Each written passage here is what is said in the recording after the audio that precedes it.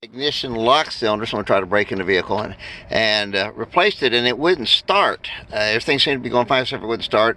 Tried the encoding program where you turn it all the way to ignition, let it go 10 minutes till the light goes off.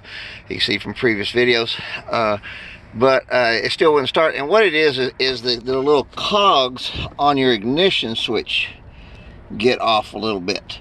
And so all you got to do is move the little cog on the ignition switch. So the first thing you're going to do is pull your ignition switch. Of course, you push it. You already know if you replace this cylinder to replace this lock, that you push these two little tabs right here and pull down on the ignition switch. You can't do that with, and so I'm going to do that and then come right back. They're just spring-loaded little tabs in here, and you'll feel it easily when you push on it. You'll easily feel the spring action in it when you push in there. So I'm going to take that loose and then move that cog just a little. Your two little wires off to get that out. And then you just move this little cog right here.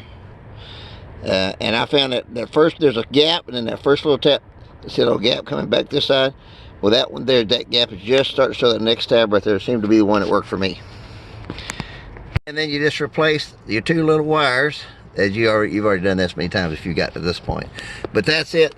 If it either doesn't want to start, the key seems to work all the way, but except for it won't go in a start position, or it only goes starts and then it won't shut back off. Then all you can just pull that ignition plug, or pull your battery terminal, pull that ignition plug.